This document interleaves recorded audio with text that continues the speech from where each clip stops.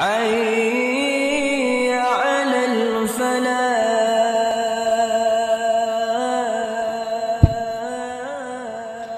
Assalamualaikum warahmatullahi wabarakatuh. Alhamdulillahirabbil alamin wassalatu wassalamu ala asyrafil anbiya wal mursalin wa ala alihi wa sahbihi ajmain. Jamaah tarawih yang kami hormati, salah satu nama untuk Ramadan itu disebut sebagai Syahrul Jud, bulan kedermawanan. Artinya pada bulan Ramadan selain kita saum, kita juga harus memperbanyak sedekah. Rasulullah sallallahu alaihi wasallam adalah sosok pribadi yang banyak bersedekah, dan di bulan Ramadan beliau lebih banyak lagi bersedekah. Nah, salah satu bentuk ibadah kita kepada Allah Subhanahu wa taala, ibadah yang diwujudkan dalam bentuk bantuan harta kekayaan. Banyak macam nama cara beribadah dengan cara harta. Kaitan dengan ibadah Ramadan, yang tidak kuat ibadah Ramadan ada fidyah, memberi makan fakir miskin. Kepada mereka yang diwajibkan untuk kepada mereka yang karena pelanggaran tertentu, ada yang wajib saum 3 hari atau memberi makan 10 fakir miskin, semacam kifarat sumpah tidak bisa diwujudkan, nazar tidak bisa dilaksanakan. Suami yang terlanjur melakukan ila, yaitu mengharamkan istri terkena memberi makan 10 fakir miskin. Kemudian ada yang harus memberi makan itu 60 fakir miskin sebagai pengganti kewajiban saum kifarat yang 60 hari. Ada bentuk-bentuk ibadah dalam pemotongan hewan, yaitu kurban dan al-hadyu serta akikah. Nah, ada satu kewajiban harta yang masuk dalam rukun Islam, namanya zakat, sudah sama-sama kita maklum. Apa bedanya zakat, infak, dan sedekah? Zakat itu wajib, tidak ada zakat sunat. Sedangkan infak, sedekah bisa wajib, bisa sunat, tergantung tantangannya. Umpamanya saja, kalau ada orang kelaparan, maka memberi itu jadi wajib. Tapi mungkin juga tidak sampai kelaparan, mungkin sunat dan seterusnya. Zakat itu jumlahnya ditentukan, persentasinya.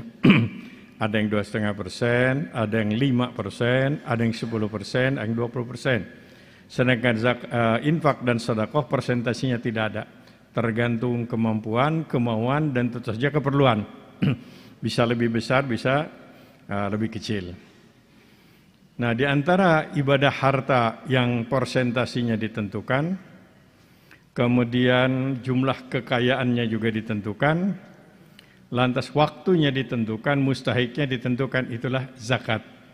Yang di dalam Quran disebutkan, zakat itu merupakan salah satu ajaran yang berlaku secara universal. Artinya bukan hanya Nabi Muhammad yang mengajarkan atau yang mengajarkan kewajiban zakat, tapi para nabi sebelum Nabi Muhammad pun ada ajaran tentang zakat itu. Mungkin persentasenya berbeda, tapi kewajiban zakat seperti juga kewajiban sholat, seperti kewajiban saum, yaitu ibadah yang universal. Secara garis besar, zakat itu ada 2 macam. Atau zakatur roksi, zakat per kepala yang jumlahnya ditentukan, yaitu 2,5 kg beras. Zakat fitrah yang menurut edaran dari Departemen Agama untuk Bandung diuangkan menjadi 30.000. Ada kabupaten Kota Madia yang menetapkan sampai 35.000. Jadi tergantung harga beras, 12.000 kali 2,5 kilo jadi 30 untuk Kota Bandung begitu. Dan Bekasi, kemudian ada beberapa kota yang lebih mahal, ada juga yang lebih rendah. Jadi pokoknya 2,5 kg itu adalah beras. Ya, dari fitrah. Fitrah tidak melihat kekayaan seorang. Pentingnya tiap orang yang kaya, setengah kaya, asal tidak miskin, 2,5 kg beras. Waktunya 1 Syawal. Nah, zakat yang paling potensial sebetulnya zakatul mal, yaitu zakat yang dikeluarkan karena jumlah kekayaan. Kalau zakat fitrah kan per kepala, zakatul roksi. Kalau zakatul mal tergantung hartanya. Ada yang 20%, 1/5. itu adalah rikaz namanya, harta karun. Jadi kalau kita mendapatkan perhiasan di bawah tanah begitu, berharga, menurut ajaran agama Islam itu pemiliknya nggak ada. Bisa kita miliki tapi dikeluarkan zakatnya sekali 20%. Tapi sebagai warga negara yang baik, kita harus menyerahkan ke bagian purbakala. Nanti kita akan dapat piagam dari kertas. Nah itu rikaz. Nah sekarang ini timbul ijtihad para ulama, bagaimana kalau bukan harta karun, tapi rezekinya rezeki nomplok, besar dan tanpa usaha. Atau usaha ringan, hasilnya besar. Nah, seminar beberapa kali tetap ada dua pendapat. Ada yang mengatakan tidak, itu 2,5% saja. Tapi ada yang mengatakan 20%. Jadi kalau kita beli mobil, lantas kemudian dikocok, mobil dapat, hadiahnya mobil lagi. Nah mobil yang satu itu adalah rezeki nomplok, nggak usaha, nggak apa-apa, cuma nasib baik gitu. Nah itu apakah masuknya rikaz? Sekali lagi ada dua pendapat. Saya berpendapat rikaz, atau paling tidak sama dengan rikaz. Jadi harus zakat 20%, nanti pajaknya juga 20%, tinggal kepalanya nanti.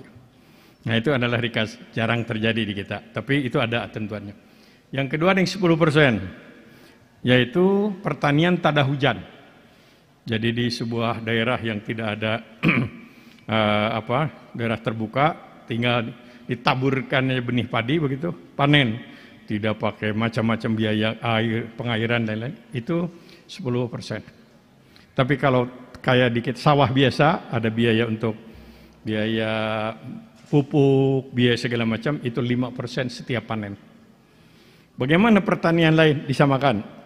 Barangkali orang Subang, nanas, atau orang Indramayu, mangga, kalau sampai kepada batas minimal 1 ton padi, harga 1 ton padi, zakat 10% atau 5% kalau mengeluarkan dana lain. Nah itu adalah rikaz, pertanian, ziro'ah. Nah yang banyak itu adalah zakat harta tijarah, jual beli, yaitu satu bisnis, yang kedua simpanan barang berharga. Minimal kekayaan itu 85%. 85 gram emas, seharga 85 gram emas. Emas asli, bukan dari Solo.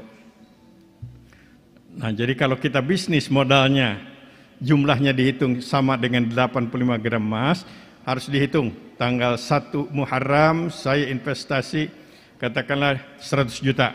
Maka 1 Muharram tahun depan, keluarkan zakat 2,5% dari 100 juta. Mungkin sekarang sudah 120 enggak? Yang 1 tahunnya kan 100 juta. Simpanan barang berharga, emas, termasuk deposito. Kalau kita deposito di bank, jumlahnya lebih dari 85 gram emas, kalau di bank syariah sudah ada ketentuannya dipotong oleh bank. Tapi katakanlah tidak dipotong, begitu dimanapun, maka setiap tahun ada 2,5% bukan milik kita, harus diberikan kepada orang lain. Jadi nah ini adalah sama juga bisnis ngontrakan rumah. Ngontrakan rumah cukup besar, potong 2,5%. Bagaimana kalau saya punya rumah? Ya rumah enggak, itu keperluan minimum, keperluan pokok, tidak wajib dizakati. Kecuali kalau rumahnya punya 20. Ya yang wajib dizakati sekian rumah. Nah, bisnis dan simpanan barang berharga. Nah, zakat mal sampai sekarang ini walaupun sudah ada lembaga yang disahkan oleh pemerintah dari pusat sampai ke daerah, basis dan lain-lain, sampai sekarang masih termasuk rukun Islam yang tertinggal pelaksanaannya dibandingkan dengan sholat dan saum. Zakat. Kalau zakat itu dilaksanakan, nggak akan seperti ini. Fakir miskin akan tidak sebanyak sekarang ini. Jadi belum jalan zakat ini. Pertama, karena tidak tahu. Dikira yang namanya zakat itu cuma zakat fitrah 2,5 kg 1 tahun. Yang kedua adalah ya mungkin tahu, tapi sayang juga begitu. Mungkin. Dan yang ketiga, tidak percaya. Tidak percaya kepada lembaga zakat dan tidak bisa menyampaikan, dan faktor-faktor lain. Nah ini adalah realitasnya demikian. Oleh karena itu penting kita dan keluarga untuk menyadari bahwa harta yang kita peroleh, harta yang kita dapatkan, di dalamnya ada titipan dari Allah Subhanahu wa taala, kalau jumlah kekayaannya lebih dari 85 gram emas. Itu bukan kita punya, titipan dari Allah. Dan kita tidak boleh dipegang oleh kita karena bukan kita punya. Makanya ada jaminan zakat tidak akan mengurangi kekayaan milik kita. Zakat tidak akan menyebabkan seorang pembisnis bisnis menjadi bangkrut. Tidak ada gara-gara zakat seseorang menjadi hancur bisnisnya. Yang banyak yang hancur itu karena tidak zakat. Zakat itu dijamin harta yang tersisa yang ada pada diri kita menjadi tambah berkah. Zakat itu bisa menjadi kifarat penghapus dosa dan kesalahan. Zakat itu bisa menjadi sebuah tawasul perantara untuk memperoleh pertolongan Allah Subhanahu wa taala. Kalau kita ingin mendapat pertolongan Allah, kalau kita ingin mendapat ampunan dari Allah, mendapatkan kasih sayang dari Allah, mendapatkan jalan keluar dari berbagai macam kebutuhan, zakat atau sedekah atau infak. Nah, oleh karena itu kita harus banyak berdoa supaya kita bisa menjadi orang yang berzakat. Jangan berdoa mudah-mudahan saya menjadi mustahik zakat, jangan. Nggak usah berdoa jadi mustahik. Tapi berdoalah menjadi muzaki supaya kita bisa berbagi. Jadi zakat akan menyuburkan harta, zakat akan menghapuskan dosa dan kesalahan orang yang berzakat, dan zakat itu akan menjadikan harta yang ada pada diri kita bertambah berkah. Mudah-mudahan Allah Subhanahu wa taala memberikan hidayah petunjuk kepada kita semua, kepada umat Islam untuk dapat melaksanakan syariat Islam yaitu zakat selain ibadah-ibadah lainnya, terutama yang menjadi rukun Islam yang 5 itu. Kepada Allah kita berserah diri karena Allah lah yang menentukan segala-galanya. Wassalamualaikum warahmatullahi wabarakatuh. حي على الفلاح